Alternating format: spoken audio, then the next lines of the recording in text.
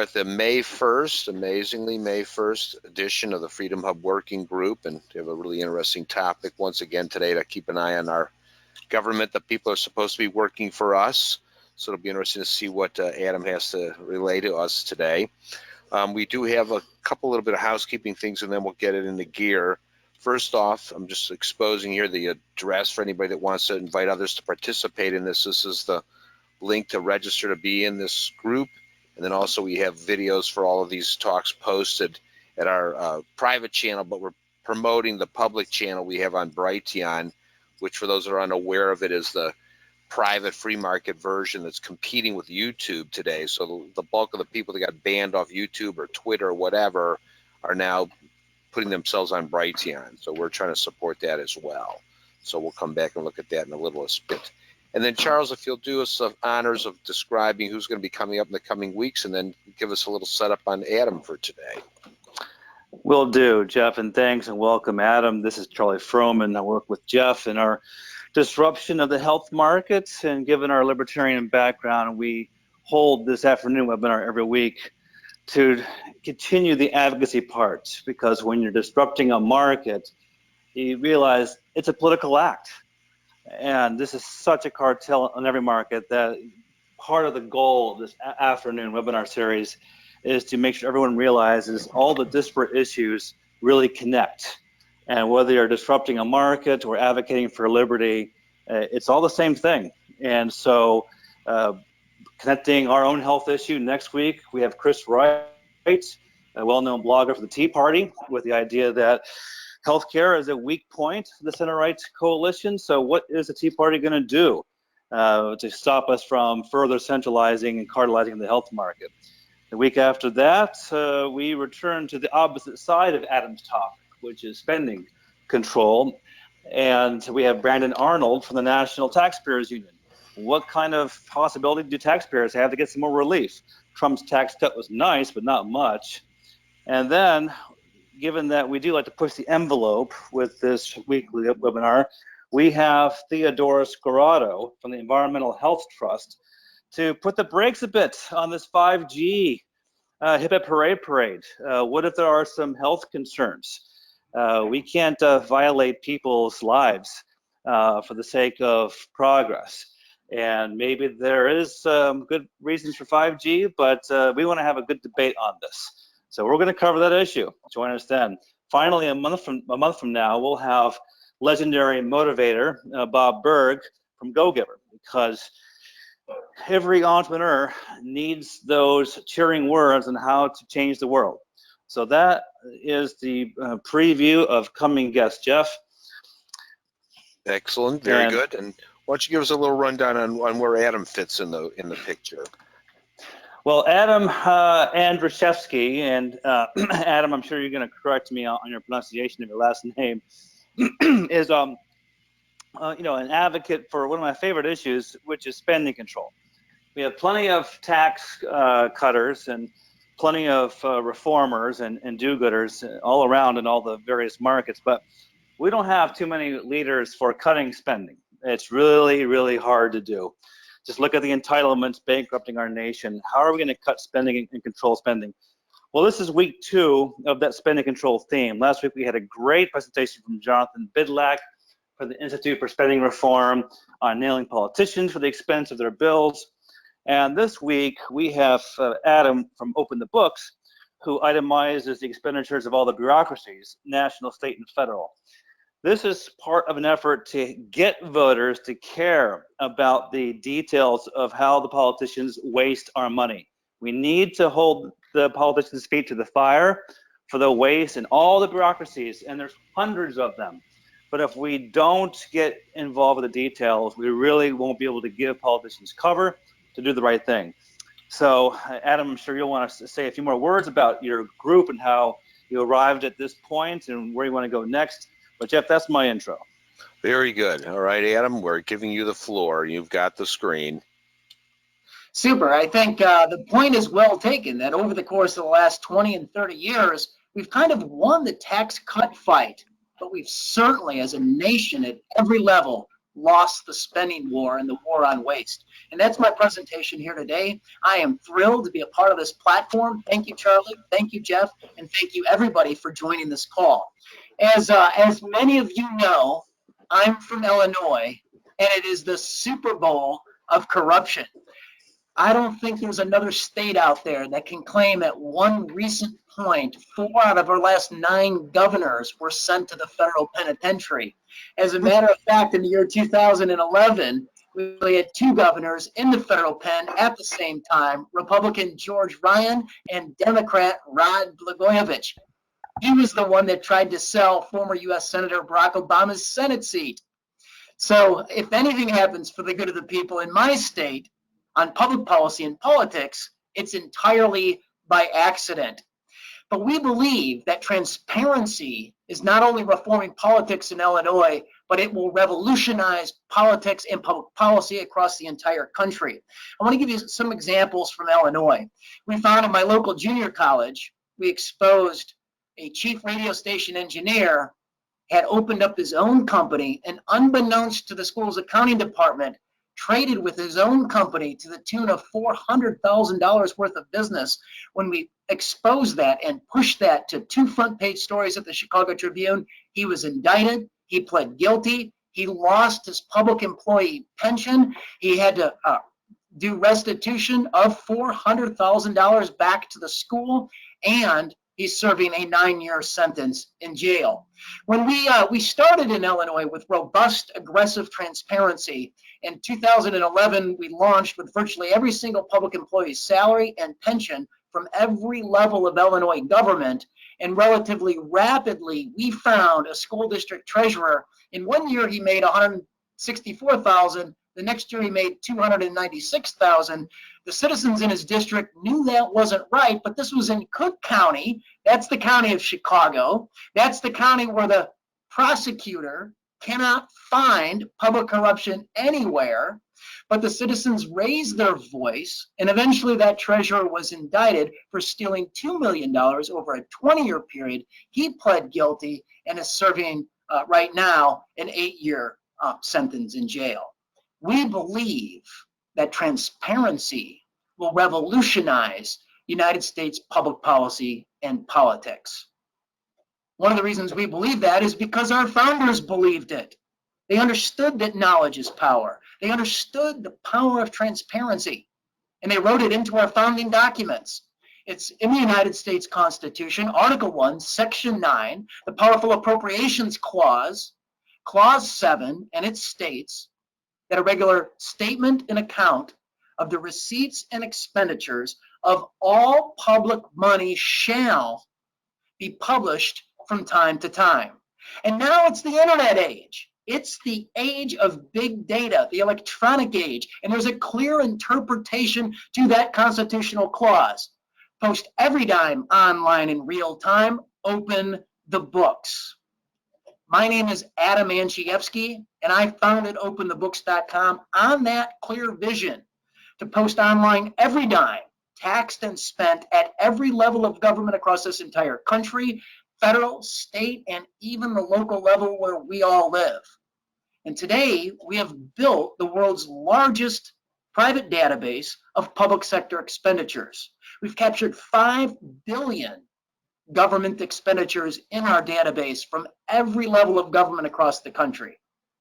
Our database is comprised of nearly all disclosed federal spending since the year 2001. In the states, 49 out of 50 state checkbooks. We're only missing California, and we're getting ready to file a lawsuit there to begin the process of opening the books in the state of California. And then in 60,000 substantial public bodies at the local level across this country, last year we filed the Freedom of Information Act request with them, and we captured virtually every single public employee's salary and pension record in the country. We believe that it's nearly all federal, state, and local public employees, 22 million salary and pension records. So now where you live, in your backyard, you can find out who by name, in what position title, works for which public body, your school district, even your county or township or municipality, and how much they made last year. And this starts the process of you, right in your own backyard, being able to track every tax dollar to who makes what. So if you're in New York City, we found that the school janitors, because of their union contract, so strong, they out-earn the school principals. If you're in Los Angeles County, the lifeguards make, 44 lifeguards make between $200,000 and $365,000 a year, and they also get free sunscreen allowance on top of it. Here in Illinois, last fall, we did a study of the supersized salaries within our school districts. We found that a superintendent made $407,000. There's less than 1,100 students in his district and no high school. We found that a superintendent made $206,000 last year, and there's less than 100 kids in his district and only 11 teachers. We found a retired superintendent cleaned off a $300,000 a year pension. We found that 30 days after she was retired on that massive pension, she was rehired by that school district on a consulting contract for $1,200 a week. A day. Sometimes you just can't make this stuff up.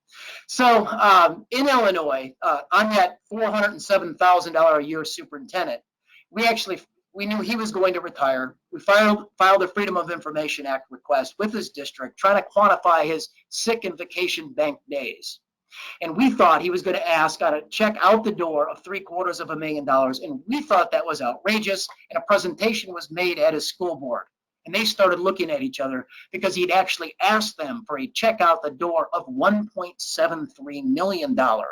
So rather than letting him retire, they fired him. And that's the power of transparency. We believe that transparency, the open government movement, is revolutionizing United States public policy and politics. And if it works in Illinois, it'll work across the entire country. I am proud that our honorary chairman at openthebooks.com is the legendary former U.S. Senator from Oklahoma, Dr. Tom Coburn. And in 2013, he was on the Time Magazine 100 Most Influential Persons in the World list, in large part because of transparency and Coburn holding his colleagues in the Senate accountable for their tax and spend decisions. At openthebooks.com, not only do we open the books, we audit them. And our audits make national news. Many of you on the call today, and I'm open for questions on this topic after I finish up here, we wrote a 3-part open letter to President Donald Trump urging the president, starting in September of last year. Our first letter was published in the Wall Street Journal and USA Today on September 24th of 2018. And we urged the president as commander-in-chief to wage war on waste, to embrace the transparency revolution using a 3-pronged strategy. Prong number 1, post every dime online in as real time as possible. It takes our auditors up to 6 months for all the transactions to populate in the federal government's transparency portal, and that's way too long. Prong 2, cut 5% on waste, fraud, corruption, and abuse of the federal agencies. It is a target-rich environment. And prong 3 was right up the president's alley. To report to the American people, we encouraged him to use Twitter on the progress or lack thereof on how the 5% cuts are coming along. Mick Mulvaney told me that the ads were placed on the Oval Office desk, and when the president came in, he read the letter and he looked at the second page, which was 100 outrageous examples of taxpayer abuse. And we'll walk through some of those examples in a second.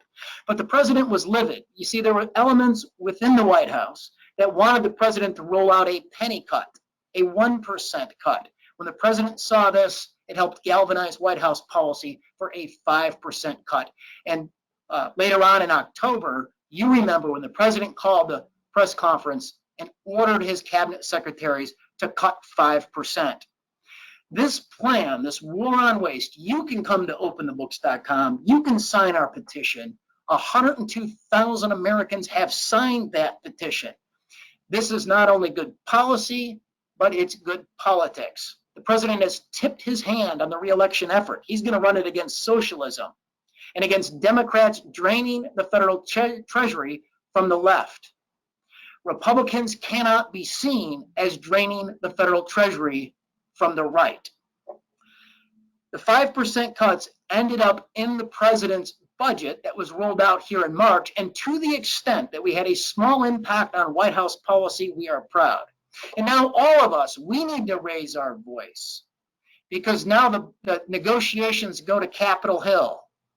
And things there over the course of the last 2 years haven't worked out well for taxpayers. When Republicans for 2 years had control of the appropriations process, they took all of Obama-era spending and they hiked it by $300 billion of additional discretionary spending.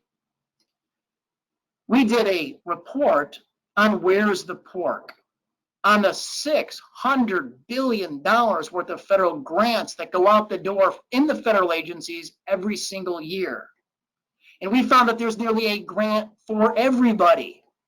If you're a child in China, and if you want help learning how to cross your busy streets, the American taxpayer funded a $250,000 grant to create a virtual reality platform to teach Chinese kids how to cross the street.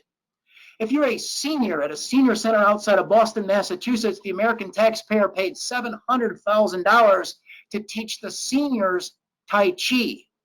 If you're a spokesperson at NASA, the space agency, spent $1 million to prepare the nation's religion for the discovery of extraterrestrial life.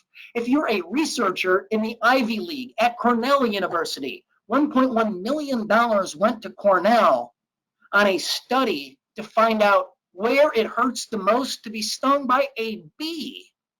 If you're a prostitute in California, Health and Human Services gave a grant for $1.4 million to teach sex education to California prostitutes who could probably teach the class.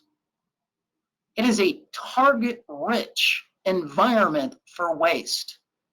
When we rolled out our open letter to the president urging him to wage war on waste, the first line of that letter detailed the fact that the Pentagon, the Department of Defense, was paying $1,200 for coffee cups.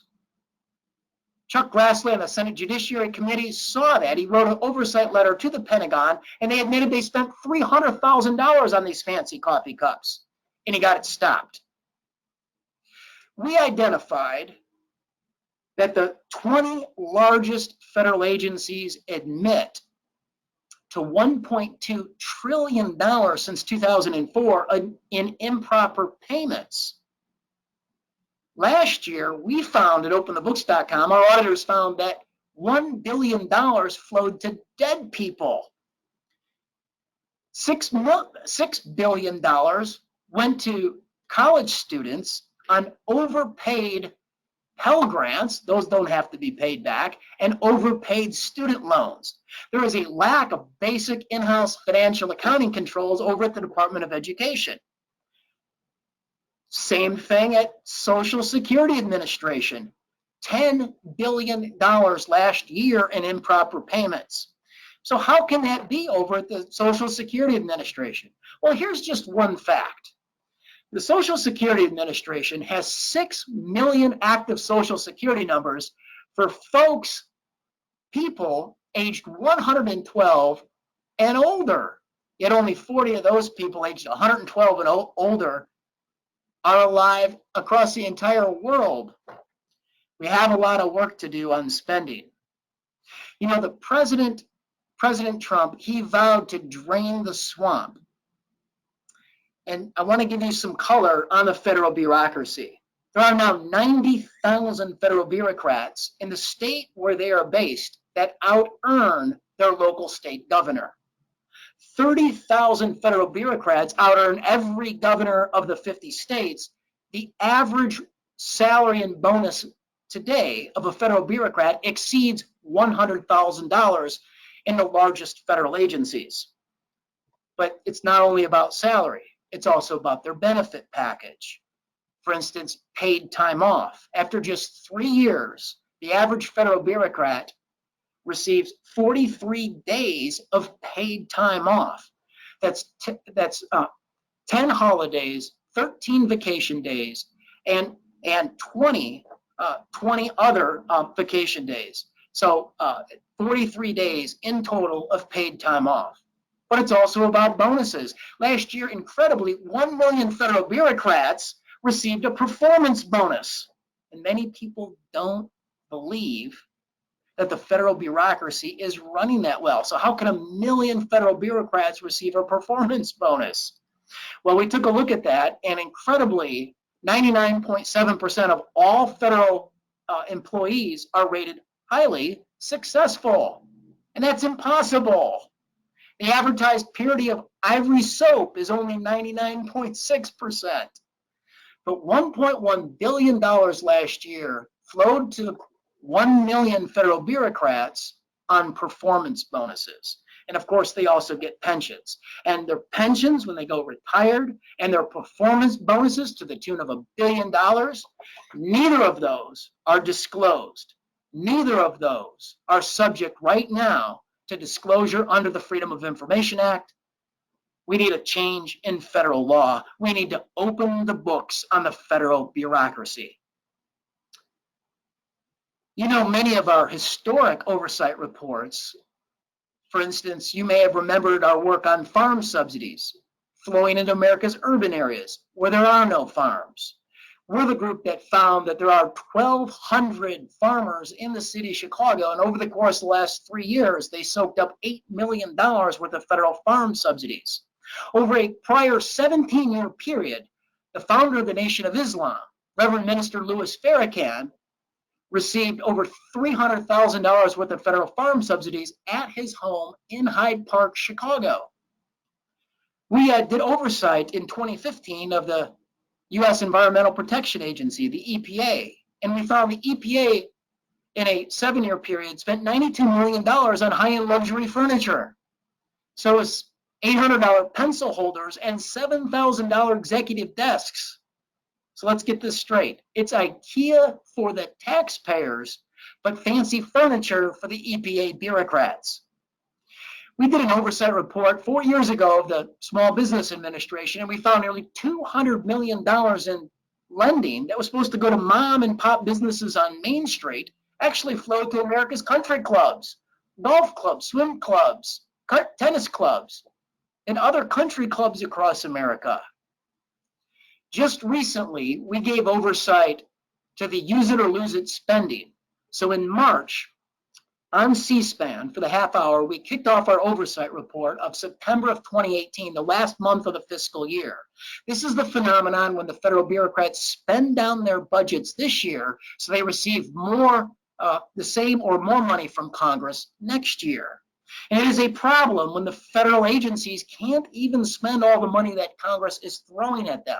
Incredibly, in the last month of the fiscal year, 1 out of every 5 contract dollars went out the door in the last month. It was $100 billion. $53 billion of that went out the door in the last week. I'm proud to say that yesterday, U.S. Senator Joni Ernst just submitted legislation into the United States Senate to stop this practice. What did we find? We found that the Pentagon was the biggest offender. The Pentagon spent all kinds of money. Some of it obviously was proper, but some of it was waste, like $4.6 million in the last month of the fiscal year spent on lobster tail and snow crab. They spent $1.2 million on the sponsorship of PBR, the professional bull riders. We found that the Pentagon and other agencies literally drove up taxpayer costs. They spent $300 million in the last month of the fiscal year on vehicles, cars, and trucks. They spent $500 million on public relations and spin. And I think nothing drives taxpayers crazier than hearing our tax dollars were spent on public relations and spin to convince us, the taxpayer, to spend more of our taxpayer dollars on a larger size and scope of government. The bureaucrats spent $500 million on furniture in the last month of the fiscal year. It is time for Congress to crack down and rewrite the rules on the use it or lose it spending. I want to end this portion of the presentation with a story. Many people are cynical. They say, Adam, transparency, it's great. But how do we cut spending? And it comes down to using the hard data and holding the politicians accountable for tax and spend decisions, to holding their feet to the fire. And probably there's not another federal agency that is more difficult to reform than Veterans Affairs. And in the summer of 2016, our auditors audited the VA checkbook. This was as a part of the VA scandal when up to 1,000 veterans died while waiting to see a doctor, and the VA claimed a lack of budget to hire enough doctors. And we found that during that period, they spent $20 million on a high-end luxury art portfolio. So it was Christmas trees priced like cars, 27-foot Christmas trees costing $21,000. It was sculptures priced like 5-bedroom homes.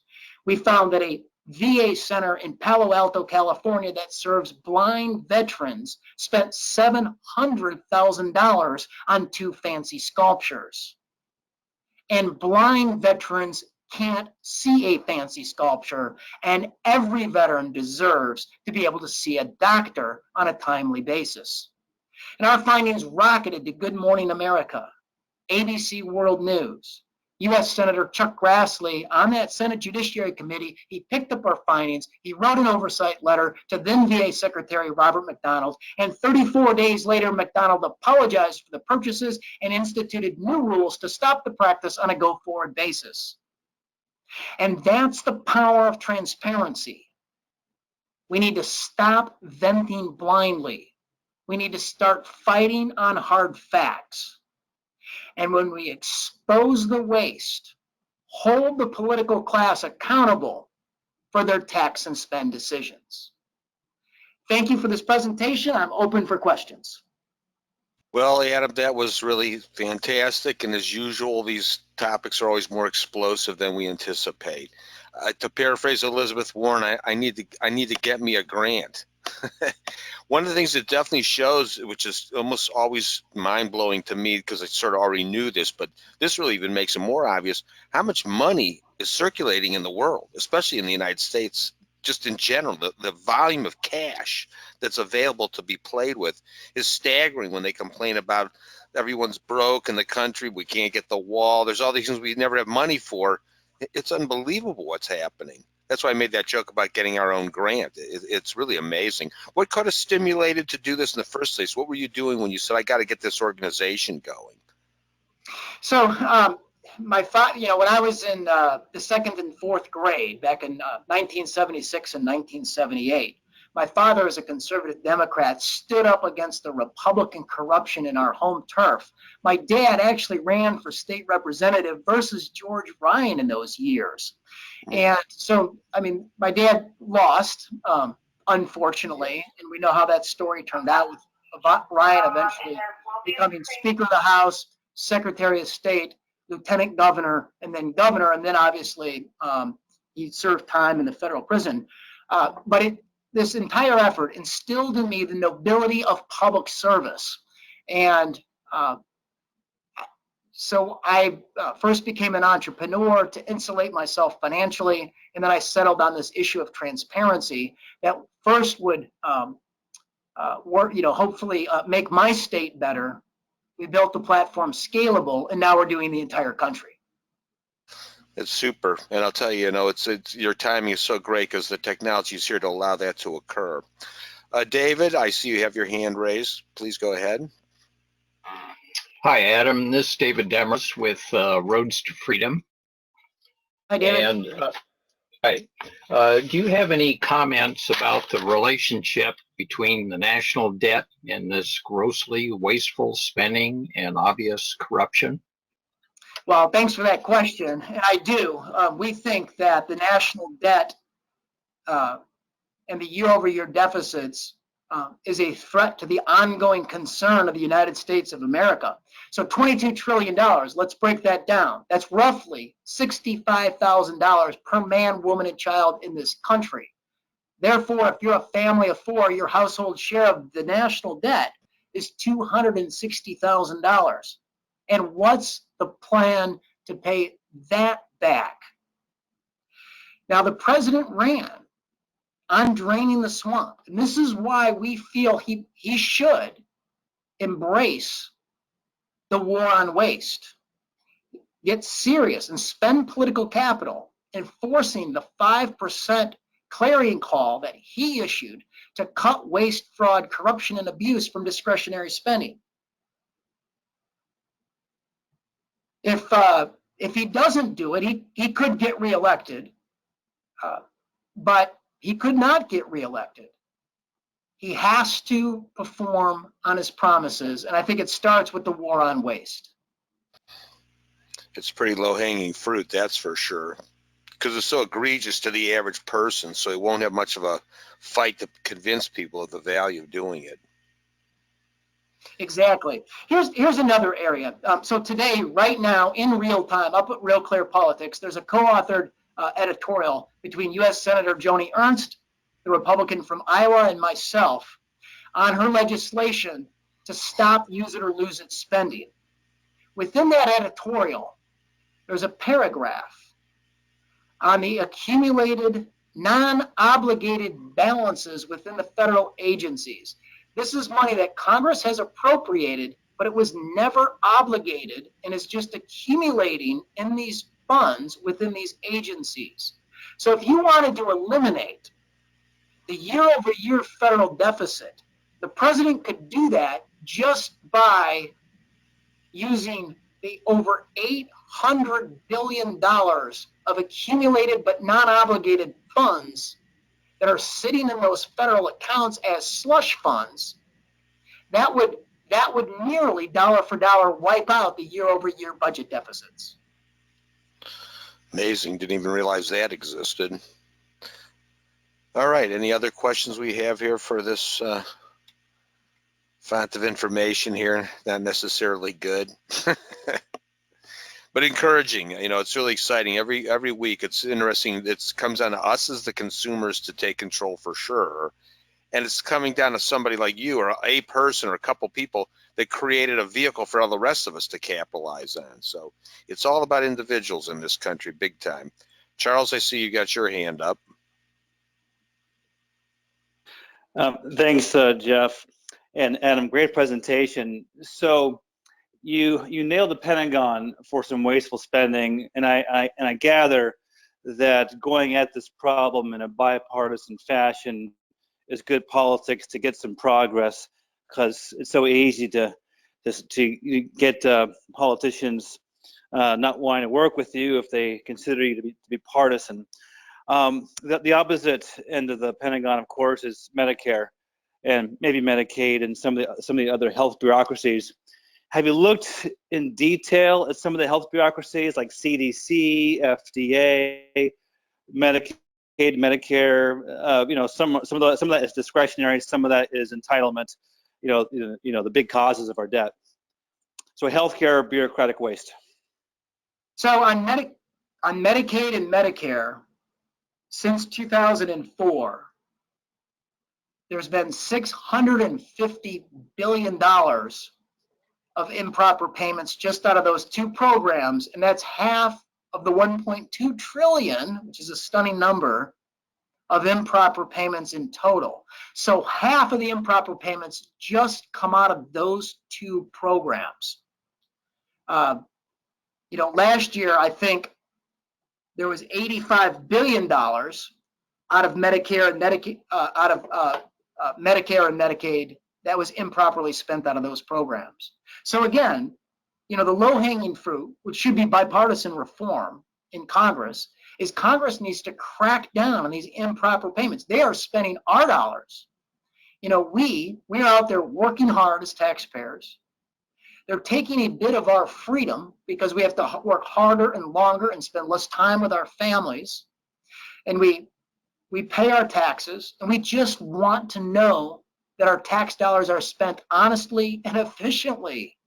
But right here, we know the 20 largest federal agencies are admitting to $1.2 trillion in improper payments.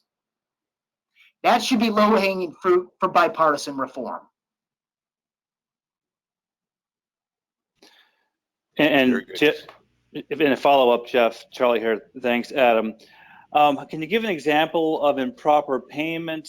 Is it just miscoded reimbursements through Medicare, or ineligible people getting Medicaid, that kind of thing? Or is that a conversation for another day?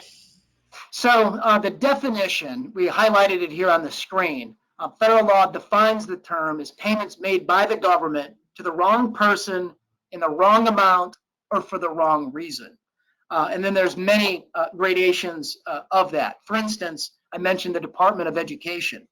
So over the course of the past 2 years, in the presentation, I mentioned $6 billion in 1 year. But over 2 years, there's been $11 billion out of the Department of Ed on overpayments of student loans and Pell Grants. So it's 8% of all Pell Grants over the past 2 years have been overpaid, which is just amazing. And 4% of all student loans have been overpaid. In 2019, the department admits that the improper payment number is actually going to increase. So it's not even getting better, it's actually getting worse. Now, you would think that the agency, like the Internal Revenue Service, the IRS, wouldn't have a problem with improper payments in their own agency. The IRS administers the Earned Income Tax Credit.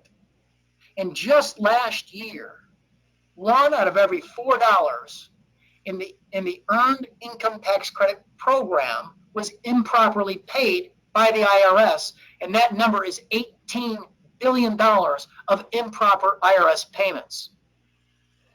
So look, this is a real problem, and it is tearing and ripping and shredding at the sacred social contract between the American taxpayer and our government. Jeff, and just interrupt me if other folks have their hands raised. Look on your right window icon. You'll see the raise hand icon. Just push that to insert yourself with a question. But some obvious follow-ups, Adam. What about Mulvaney at OMB? What about the Budget Committee, at least in the Senate? The Conservative Republican Caucus, Freedom Caucus. What kind of coalition and momentum are you getting from a wide variety of folks to get this going? I mean, you got Ernst, that's nice. Give us some other, players that are trying to be serious about this. So in the United States Senate, Mike Braun, the new senator from Indiana, I think he's serious about this. Look, Rand Paul has a great piece of legislation on the use it or lose it phenomenon. Basically, there has to be two reforms on use it or lose it spending that I'm told will go a long way. One reform is Joni Ernst's piece of legislation where they can't participate in the blow-off excess billion-dollar binge budget spending at the end of the year. The second reform is to reward those bureaucrats who, instead of blowing out their budget at the end of the year, save some of their budget, giving bonuses to budget-cutting bureaucrats. It's a great piece of legislation that Ron Paul has. The third piece of legislation that probably needs to be written would create some flexibility at the end of the year. So rather than having to spend your budget in a rush, the legislation would allow a carryover provision. Yes, you would lose, let's say if you didn't spend $100 million, you get to carry over the $100 million into the next year. You'd lose it from your appropriation, but you would still get to spend it on a prudent basis into the next fiscal year. So those three reforms, I think, are highly critical to use it or lose it spending. We have three right now. There are three pieces of legislation that our oversight has contributed to. One, in the House, there is legislation that would open federal pensions to sunshine for the first time ever. Incredibly, when a federal bureaucrat goes retired, we the people don't get to review their pension. It's an outrage. And I think people are rightly outraged that we don't even get to review our retired U.S. Senator or House member, even though we're on the hook, we're paying for it. They get a lifetime pension largesse. We don't even get to see it. We don't even get to see the details. It is not subject to the Freedom of Information Act right now. There needs to be a federal law change, and this bill would change the law. The second piece of legislation in the House would open those federal performance bonuses to sunshine. We're told by the Office of Personnel Management that they won't give us the performance bonuses because of a negotiation on the union contract. Since when did the unions get the right to restrict our ability to see federal spending? How did my right, which is a constitutional right, Article 1, Section 9, written in the Constitution, how did our rights, we the people, get negotiated away during the union negotiations? So I think both bills, all these bills, create reform moments. David, I see you have your hand up again. Are you there, or do I have you muted somehow? No, David, you can unmute yourself. Got it. Thanks, Jeff. Adam, as an entrepreneur yourself, in addition to transparency, whistleblowing, and spending policy reform, what role do you see for entrepreneurs in combating the abuses of government social service monopolies? So I think entrepreneurs, small business owners, they have we have network, by and large wherewithal. We know how to get things done, and we have a particular responsibility because we have lived the best of America. We understand just how difficult it is to get a business off the ground. I'm telling you, that's why I fight so hard for freedom and liberty. I fight so hard to create efficiency and honesty in government, because here's my story. My brother and I started a publishing company from scratch, from our apartments, and in the first year we were upside down our entire life savings, which was all the money in the world to us. It was about $100,000 at the time, and this was 1997. In year 3, we should have been celebrating, because that's when we hit a sales milestone of $1 million worth of sales that year. But that was the year we nearly lost the business, because everyone gets paid before you do. We nearly ran out of money, and but for another dime's worth of taxes, regulations, or fees, we'd have been out of business in year 3. In years up through year 5, we'd make a little bit. My brother would call me with a capital call, and what we made would go back into the business because we were growing it aggressively. In year 3, we were $1 million company. By year 6, we were a $5 million sales company. So still relatively a small business, but growing. And that was the first year my brother and I out-earned our employees. Up till that point, all of our employees had out-earned my brother and I. In year 6 at $5 million, by year 10, we were a $20 million business and an overnight success. And that's the story of the American dream. It's so difficult to get a business off the ground.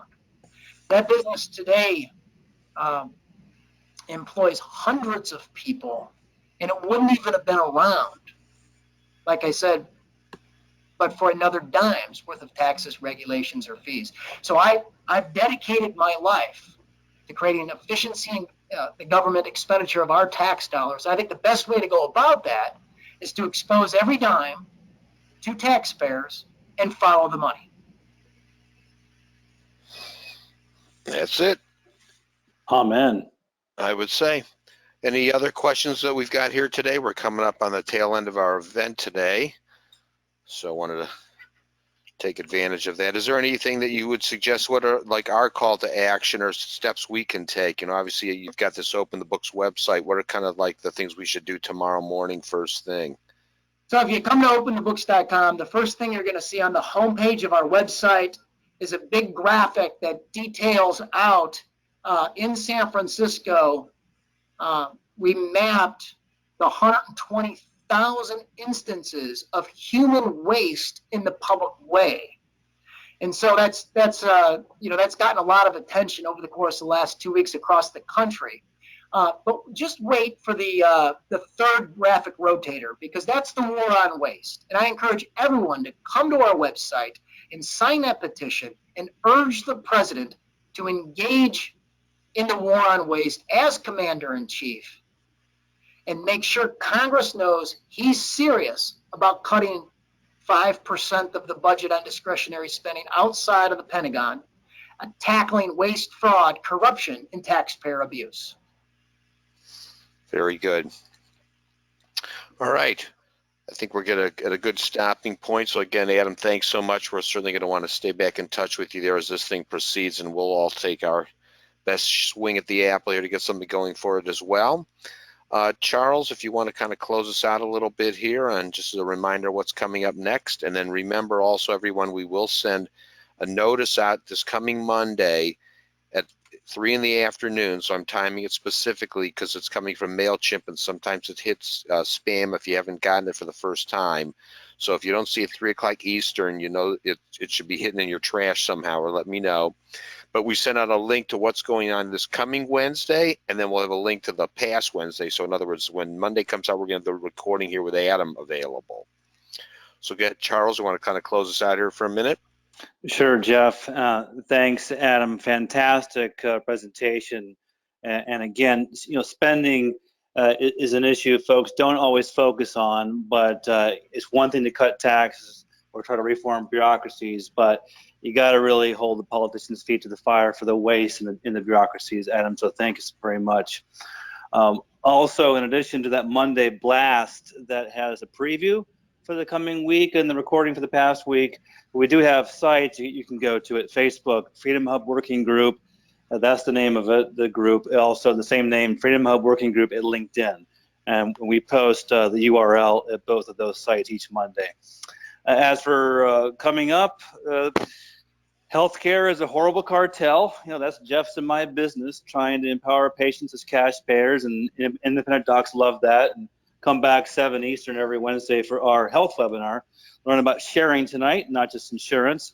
But we'll have the Tea Party blogger next week, Chris Wright, talk about what the center right's going to do as the special interests and government further cartelize this horrible health market, and how we can try to get free markets going in healthcare. And then we'll have Brandon Arnold from the National Taxpayers Union the following week, because I don't know about you, but the Trump tax cut was nice, but not enough. I want more tax cuts.